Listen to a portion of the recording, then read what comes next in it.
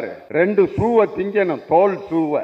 அவர் உடனே என்ன பண்ணுவாருன்னா, ஒரு ஸ்டவ்வை ரெடி பண்ணி தண்ணிய கொதிக்க வச்சு அது முன்னாடி சாஸ்தாங்கமா விழுந்து கும்பிட்டு மிகப்பெரிய வேலையெல்லாம் பார்த்து அந்த ஷூ 2யும் பல மசாலாக்கள்லாம் போட்டு அப்படியே சமைப்பாரு. சமைச்சு அந்த ஷூ அப்படியே அழகா குழம்புல கொதிச்சுட்டு இருக்கான். கூட்டமே அதை பார்த்துட்டு இருப்பாங்க. இவன் எப்படி அந்த ஷூவை சாப்பிட போறான்ட்டு அந்த மசாலால கொதிச்ச ஷூவை எடுத்து அப்படியே அழகா ஒரு பிளேட்ல வச்சு அது மிருதுவானோன்னு எடுத்து அப்படியே ஒரு பீஸ் எடுத்து சாப்பிடுவாரு, ரசிச்சு சாப்பிடுவாரு. உடனே அவர் சாப்பிட்றத பார்த்தோம்னா பக்கத்தில் இருக்க எல்லாரும் ஆளுக்கு ஒரு பீஸ் எடுத்து சாப்பிட ஆரம்பிச்சிருவாங்க. இன்னைக்கு எடப்பாடி பழனிசாமியோட நிலைமை இந்த ஷூவை சாப்பிட்றான் பார்த்தீங்களா, அந்த சார்லி சாப்ளின் ரசித்து சாப்பிட்ற மாதிரி தான் பாசிச பாஜகவுடன் மகிழ்ச்சியாக கூட்டணி அமைத்திருப்பது போல் அந்த சமையல் பண்ண ஷூவை சாப்பிடுற அந்த சார்லி சாப்ளின் மாதிரி தான் எடப்பாடி பழனிசாமி. அவரோடு கூட்டணி வைத்திருப்பவர்கள் எல்லோரும் அவர் சாப்பிட்றத பார்த்துட்டு எப்படி பிச்சு சாப்பிட்டாங்களோ அதுபோல பாசிசத்தை ஆதரிக்கின்ற பாஜகவை ஆதரிப்பது போல் நடிக்கின்ற அந்த கூட்டணியை முறியடிக்கின்ற வல்லமை மதச்சார்பற்ற முற்போக்கு கூட்டணி நம் தளபதி மு.க. ஸ்டாலின் அவர்கள் அமைத்த கூட்டணி தான் 2026 மீண்டும் வெற்றி பெறும். நான் இப்தார் நோன்பு அந்த விருந்தில் கலந்து கொள்வதற்காகத்தான் வந்தேன். ஆனால் திடீரென்று வந்து அமர்ந்த அந்த ஒரு நிமிடத்தில் லியோனி சிறப்புரை ஆற்றுவார் என்று மேடையில் அழைத்தவுடன் இப்படி ஒரு திடீரென்று கிடைத்த அழைப்பு தான். உண்மையிலேயே நான் என்ன பேச வேண்டும் என்று தயாரித்திருந்தால் கூட அப்படி பேச முடியாது. ஆனால் இந்த திடீர் அழைப்பை ஏற்று சர்வ மத பெரியார்களும் இங்கே அமர்ந்திருக்கக்கூடிய ஒரு விழா நடக்கும் என்றால் அது இஸ்லாமிய பெருமக்கள் நடத்துகிற விழா மட்டும்தான். சர்வ மத பெரியார்களும் அமர்ந்து நடத்துகின்ற விழாவாக இருக்கும். பாவ மன்னிப்பு என்ற ஒரு படத்தில் டி.எம். சௌந்தரராஜனும் இசைமுரசு நாகூர் அனிஃபா அவர்களும் ஒரு பாடல் பாடியிருப்பார்கள். எல்லோரும் கொண்டாடுவோம், எல்லோரும் கொண்டாடுவோம், அல்லாவின் பெயரை சொல்லி நல்லோர்கள் வாழ்வை எண்ணி, அல்லாவின் பெயரை சொல்லி நல்லோர்கள் வாழ்வை எண்ணி, எல்லோரும் கொண்டாடுவோம், எல்லோரும் கொண்டாடுவோம். இந்த படம் வெளியான பிறகு இந்த பாடலை எழுதிய கவியரசு கண்ணதாசனிடம் பத்திரிகையாளர்கள் சென்று ஒரு கேள்வி கேட்டார்கள். அந்த படத்தில் இஸ்லாமியர்களுடைய விழா தான் நடந்து கொண்டிருக்கும், நீங்க எல்லோரும் கொண்டாடுவோம் எழுதியிருக்கீங்களே, ஆனா அதை எப்படி எழுதியிருக்கணும், இஸ்லாமியர்கள் கொண்டாடுவோம் அப்படின்னு தானே எழுதியிருக்கணும், ஏன் எல்லோரும் கொண்டாடுவோம்னு எழுதினீங்க அப்படின்னு கேட்டாங்க. அதுக்கு கண்ணதாசன் பதில் சொல்றதுக்கு உடனே அவரால் முடியல. அப்ப அவருக்கு பக்கத்தில் அமர்ந்திருந்தவர் முத்தமிழறிஞர் டாக்டர் கலைஞர். அவரை காமிச்சு இந்த கேள்விக்கு அவர் பதில் சொல்வார் அப்படின்னு சொன்னா, கலைஞர் என்ன பதில் சொன்னார்னா, இஸ்லாம் என்பது ஒரு மதம் அல்ல, அது மக்கள் வாழ்கின்ற ஒரு வழி, அது ஒரு மார்க்கம், அது ஒரு மதம் அல்ல. இஸ்லாமியர்கள் தொழுகை நடத்துகின்ற அந்த காட்சியை நீங்கள் பார்க்கும் பொழுது ஒரு கலெக்டர் தொழுகை நடத்தி கொண்டிருப்பார், கலெக்டர் ஆபீஸில் பணிபுரிகின்ற ஒரு கடைநிலை ஊழியர் அதற்கு முன்னால தொழுகை நடத்தி கொண்டிருப்பார். கலெக்டருடைய நெத்தி அந்த கடைநிலை ஊழியரின் பாதத்தின் மீது படும். இது எதை காட்டுகிறது என்றால், இறைவனின் முன்னால் அனைவரும் சமம் என்பதை காட்டுகின்ற மக்கள் வாழ்வதற்கான வழிதான் இஸ்லாம். அதனாலதான் கண்ணதாசன் இஸ்லாமியர்கள் கொண்டாடுவோம் எழுதுறதுக்கு பதிலாக எல்லோரும் கொண்டாடுவோம் எழுதினதுக்கு காரணம், எல்லோரும் பின்பற்ற வேண்டிய ஒரு வாழ்வின் வழிதான் இஸ்லாம். அதனாலதான் கண்ணதாசன் எல்லோரும் என்ற வார்த்தையை போட்டார்னு கலைஞர் அவர்கள் அதுக்கு பதில் சொன்னார். இப்படி எல்லோராலும் பின்பற்றப்படுகின்ற மதிக்கப்படுகின்ற ஒரு வாழ்வின் வழிதான் இஸ்லாம். அதுல இந்த இப்தார் நோன்பு என்பது, அந்த இப்தார் என்ற வார்த்தைக்கு என்ன பொருள் என்றால், ஆன்மீக பொருள் என்னவென்றால், உங்களுக்கு போய் அதை நான் பாடம் நடத்தணும்னு அவசியம் இல்லை, நான் தெரிந்து கொண்ட அந்த அனுபவத்தை உங்களிடம் பகிர்ந்து கொள்வதற்கு இது ஒரு வாய்ப்பு. இப்தார் என்ற அந்த சொல்லுக்கு ஆன்மீக பொருள் என்னவென்றால்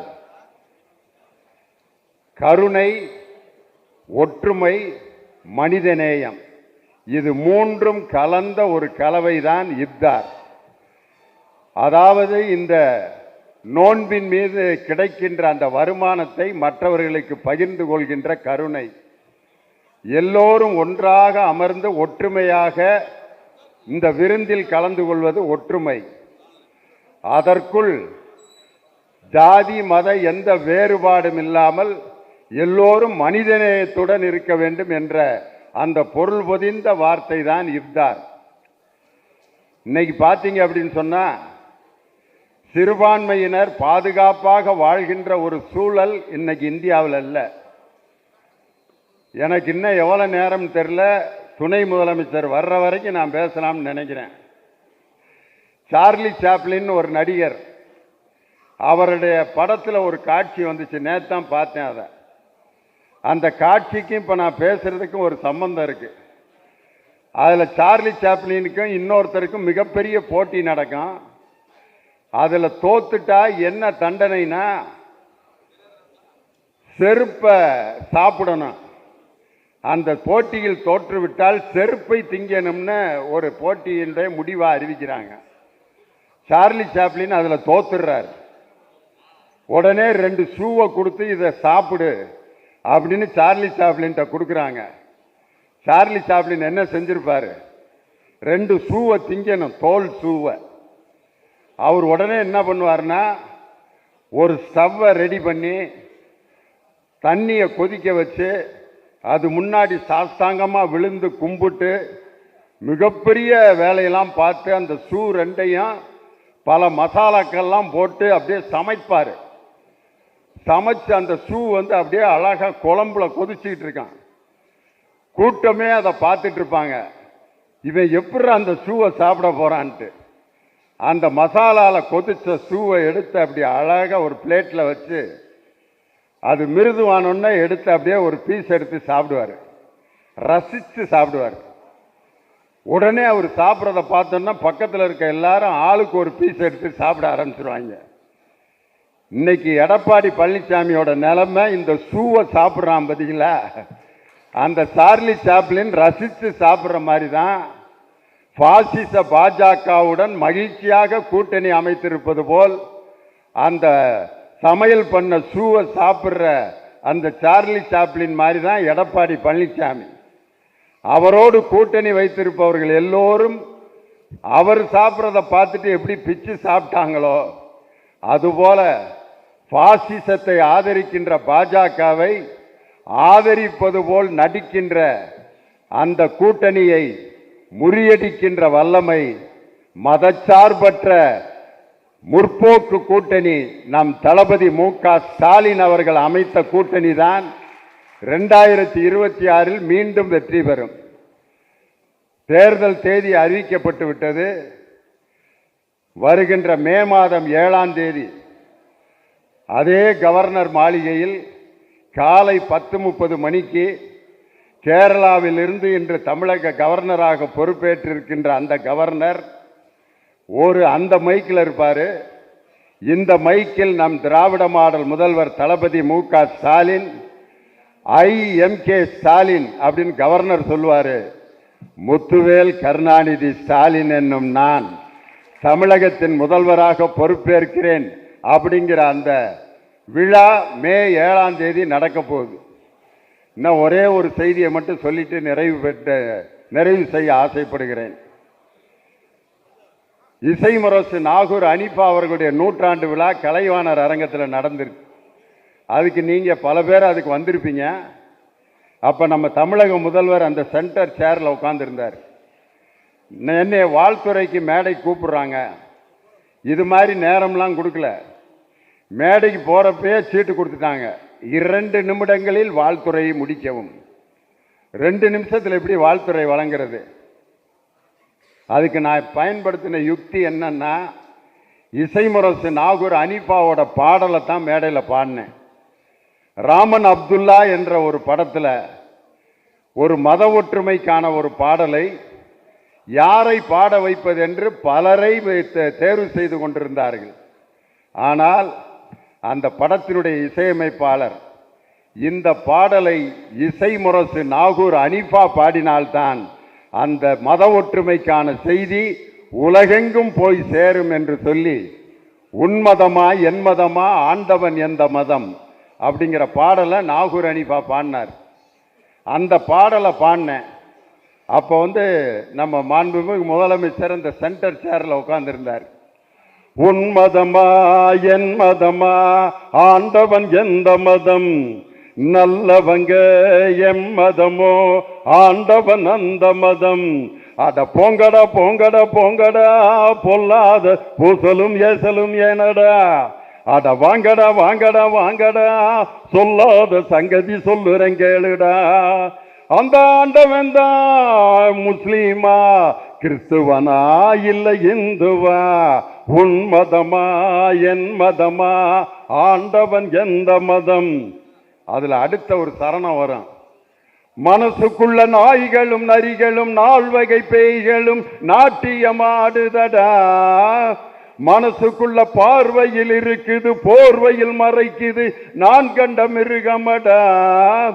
இதை யாரும் திருந்தலையே அதுக்காக வருந்தலையே, நீயும் நானும் ஒண்ணு இத மனசுல நெதமும் என்ன, பொய்யையும் புரட்டையும் கொன்னு இந்த பூமிய புதுசா பண்ணு. இதுவரைக்கும் பாடிட்டு முதலமைச்சரை காட்டி ஒரு வாக்கியம் பாடினேன். அட ஒன்னத்தான் நம்புறேன் அல்லவா, ஒன்னாலே மாறுதல் வந்திரும் அல்லவா, அட ஒன்னத்தான் நம்புறன் அல்லவா, உன்னால பாசிசம் வீழ்ந்திடும் அல்லவா, அட ஒன்னத்தான் நம்புறேன் அல்லவா, உன்னால மத ஒற்றுமை வந்திடும் அல்லவா, அட 2026 நீதான் வெற்றியை பெற்றிடு தலைவா, உன் மதமா என் மதமா ஆண்டவன் எந்த மதம் அப்படின்னு சொல்லி நாகூர் அனிஃபா அவர்களுடைய பாடலை பாடி அந்த நூற்றாண்டு விழாவிலே நான் பங்கேற்றேன். அதுபோல சகோதரத்துவத்துடன் நாம் அனைவரும் ஒன்று சேர்ந்து இந்த ரமலான் மாதத்தில் நாம் கொண்டாடி கொண்டிருக்கக்கூடிய இந்த இஃப்தார் நோன்பு நிகழ்ச்சிக்கு வருகை தந்து மிக அருமையாக அமர்ந்திருக்கக்கூடிய மத ஒற்றுமையுடன் சகோதர பாசத்துடன் அமர்ந்திருக்கக்கூடிய உங்கள் அனைவருக்கும் என்னுடைய மனமார்ந்த ரமலான் திருநாள் வாழ்த்துக்களையும் இந்த இஃப்தார் நோன்பு வாழ்த்துக்களையும் தெரிவித்து, இந்த அருமையான வாய்ப்பை எனக்கு கொடுத்த உங்கள் அனைவருக்கும் நன்றி தெரிவித்து, நோன்பு முடிச்சுட்டு எல்லாரும் டயர்டாக இருக்கிற நேரத்தில் நீங்கள் 2 பாட்டு பாடி எல்லாரையும் கொஞ்சம் அந்த அசதியை போக்குங்கன்ட்டு என் தம்பி குத்தூஸ் அவர்கள் கேட்டுக்கொண்டதற்கு இணங்க இந்த பாடலை பாடி பேசுவதற்கான வாய்ப்பு கொடுத்ததற்கு உங்களுக்கு நன்றி தெரிவித்து, இந்த நிகழ்ச்சிக்கு எங்களை அழைத்த இஸ்லாமிய பெருமக்கள் அனைவருக்கும் என்னுடைய நன்றியையும் வாழ்த்துக்களையும் தெரிவித்து விடைபெறுகிறேன். நன்றி, வணக்கம். இந்த நிகழ்ச்சிக்கு நான் வந்தேன். ஆனால் இங்கே வந்தோன்னே எனக்கு ஒரு பெரிய சர்ப்ரைஸ் என்னன்னா, இந்த நிகழ்ச்சியை தொகுத்து வழங்கி கொண்டிருக்கிறது என்னுடைய மருமகள். கலைஞர் தொலைக்காட்சியில் செய்தி வாசிப்பாளராக இருக்காங்க. என்னடா எங்கேயோ கேட்ட குரல் நம்மளை கூப்பிடுவேன்னு பார்த்தா என்னுடைய மருமகள் இங்கே தொகுத்து வழங்கிட்டு இருக்கிறது எனக்கே தெரியாது. இங்கு வந்த பிறகு என் மருமகளும் இந்த மேடையில் இருப்பது எனக்கு மிகப்பெரிய பெருமை. அதனால் இந்த அருமையான வாய்ப்பு கிடைத்ததற்கு உங்கள் அனைவருக்கும் மீண்டும் நன்றியை சொல்லி ரமலான் பெருநாள் வாழ்த்துக்களை அட்வான்ஸாக உங்களுக்கு தெரிவிப்பதில் மகிழ்ச்சி அடைகிறேன். நன்றி.